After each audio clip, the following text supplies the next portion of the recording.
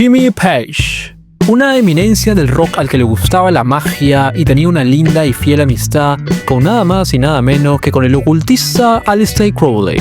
Uy, qué miedo. Jimmy Page, el genio de Led Zeppelin, que para la época ya estaba por encima de otros contemporáneos y que se daba el lujo de tener contratos que superaban los $200,000. Un personaje de este calibre elogió una vez el trabajo de una muy humilde banda formada en una remota y también muy humilde aldea en medio de la nada. Una banda llamada Steely Dan, que de hecho también tiene un nombre muy humilde. No sé qué significará Steely Dan, la verdad. Calificándolos como músicos excepcionales y perfeccionistas inigualables. Y no es para menos. Este dúo, conformado por Donald Fagen y Walter Becker, redefinió el rock mezclándolo con jazz, punk y letras llenas de sarcasmo e ironía, convirtiéndose en una referencia de calidad musical. Detrás de ese impecable talento musical, por cierto, muy adelantado a la época, había una afición por hablar de las problemáticas de la vida, de las relaciones humanas, de una forma humorística y cruda a la vez. Y cuando digo crudo, me refiero a que esta banda simplemente no tenía pelos en la lengua, sintiéndose capaces de cuestionar incluso el trabajo de grandes íconos de la época. Por supuesto, Steely Dan no se iban a arrodillar ante la presencia de un ciudadano anglosajón de 1,80 m de altura que se publicitaba como el más revolucionario de su antigua banda. Un inglés que al parecer no estaba muy contento con su nacionalidad inglesa, quién sabe por qué, y quería ser estadounidense a como dé lugar, pero no necesariamente a través de una visa como lo haría cualquier mortal como tú y yo, sino hablando y criticando todo lo que estaba de moda en ese momento. Es decir, la guerra de Vietnam, los derechos civiles y las políticas de izquierda.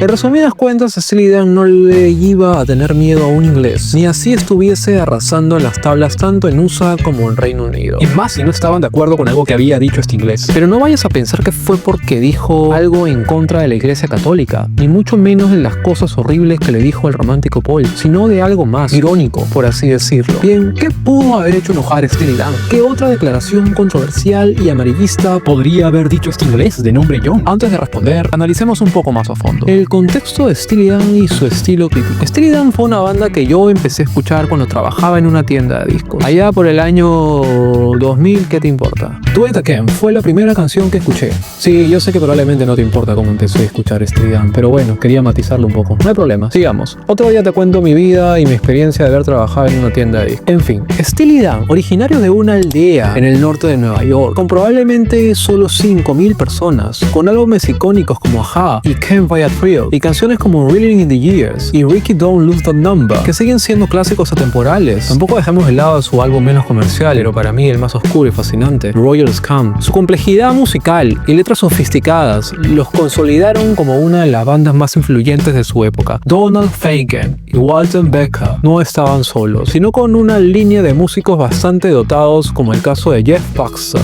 o Denny Díaz, y se habían atrevido a usar un sitar en su hit Do It Again, cuando ya había pasado de moda poner música hindú en canciones de rock, lo cual fue un verdadero boom en la música, llevando a Do It Again a puestos altísimos. Como habíamos mencionado al inicio, Jimmy Page elogió a la banda precisamente al solo de guitarra de Jeff Buxton en Reeling in the Years, diciendo que era uno de sus solos favoritos. Imagínate que uno de los mejores guitarristas elogie a otro, pues ya da mucho que decir. Es como que tú empieces con tu negocio de empanadas y Gordon Ramsay pase por tu local y diga que tu empanada estaba en su punto. Imagínate. Steely Dan ya se habían convertido en todos unos intocables, y era tiempo de que choquen con otro intocable y respetado de la música, John Lennon, y lo harían de la mejor forma que sabían hacer, con una canción. ¿Qué llevó a Steely Dan a ningunear, a ridiculizar a Lennon? Acompáñame a explorar este momento donde las leyendas del rock se cruzaron en un duelo inesperado. Era 1972. Steely Dan lanzaban su debut, un año después de que Lennon haya lanzado su himno de paz y amor llamado Imagine, que debo decir fue uno de los más vendidos del mismo año. Can't Buy a Thrill, pues obviamente vendía mucho menos copias que Imagine, y pues era algo mucho más variado y surtido en cuanto a géneros musicales. Do It Again era un raga rock. Dirty Walk era un folk bastante fresco, muy bien diferenciado del folk tradicional británico de Fairport Convention. Reeling in the Years se establecía como un himno de los 70s, una canción pegajosa y con sabor a comercial, pero había una canción en ese mismo álbum, quizá la más oscura de todas, Only a Fool Would Say That. Solo un tonto diría eso en español. Una una canción que sería dedicada al Che Guevara de los Beatles. En 2024, la revista American Songwriter dijo que las letras de esta canción eran nada más y nada menos que un regaño a Lennon por estar fuera de contacto con la realidad. Y sí que lo estaba. ¿Qué opinas tú?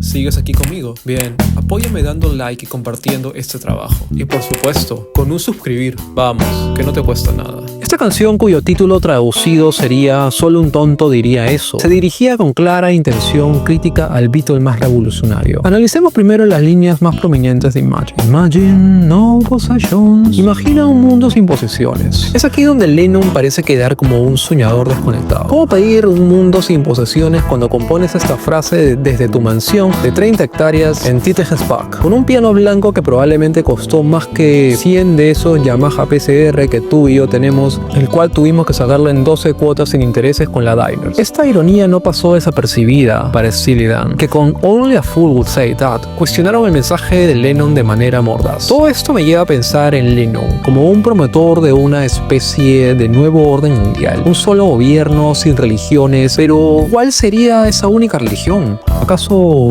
John Lennon mismo como religión? Porque si de verdad Lennon soñaba con un mundo sin religiones, ¿por qué dijo eso de que los Beatles eran más grandes que Jesús? Desde ese momento pienso yo que ya estaba aceptando que hay algo superior. Además, imaginar un mundo sin posesiones es imposible. ¿Cómo funcionarían las relaciones humanas sin algo que medie nuestras interacciones o necesidades básicas? Sin posesiones no habría progreso ni identidad cultural. O imagina que alguien toque tu puerta y te pida que le regales tu vinilo de Imagine, si es que lo tienes, claro. Lennon en su defensa se aceptaba como un soñador e invitaba a otros a soñar con él. Y sí, el mundo que imagina en su canción es uno que a cualquiera le gustaría evitar. ¿Quién no ha cantado esa canción? O al menos intentado prenderla para tocarla en el cumpleaños de su tía. Imagine all the people of today. Pero hay un problema. El mensaje pierde fuerza cuando viene de alguien que acababa de comprar una mansión cerca a Ascot, uno de los pueblos más ricos de Inglaterra, ahí donde corren caballitos y te miran raro. Creo que el mensaje tendría más impacto si le contara a un guerrillero, un activista comprometido como Bob Dylan, que dicho sea de paso, ni siquiera Bob se atrevió a algo tan pretencioso como lo hizo Lennon. Si miramos el contexto, Lennon venía de una infancia difícil, en la clase trabajadora inglesa, lo que podría dar sentido a su imagen. Pero Yoko Ono, quien también apoyaba sus posturas izquierdistas, venía de una clase privilegiada, sin las necesidades de alguien que tuviera que luchar por un lugar en el mundo, como ir al súper y llenar su cochecito de puro 2x1. Esto probablemente sorprendió a Steely Dan. La desconexión entre el mensaje de Lennon y su vida personal era demasiado evidente. ¿Quién necesita imaginar un mundo ideal cuando ya lo tienes todo? Seguro se preguntaron. En Only a Fool Would Say That, Steely Dan no andaron con rodeos ni vueltas para decir algo. Y ahora lo veremos con algunas líneas de esta canción. La canción es un dardo cargado de sarcasmo. Escuché que hablabas de un mundo donde todo es gratis.